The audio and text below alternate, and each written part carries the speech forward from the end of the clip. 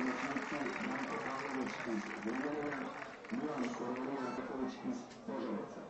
Ekipa Crvene zvezde nastupa u sljedećem sastavu: 32 Kirovski, 4 Minajlović, 5 Ćosić, 7 Dimitrijević, 8 Lazović, 9 Pereira, 13 Lijadi, 16 Lerić, 26 Dimitrijević, 10 Fernando, 19 Borka, 27 Nenad Kovačević, trener Robert Prosinečki. Ekipa mladosti nastupa u sljedećem sastavu: 1 Trzanić, 5 Bokić, 4 Milošević,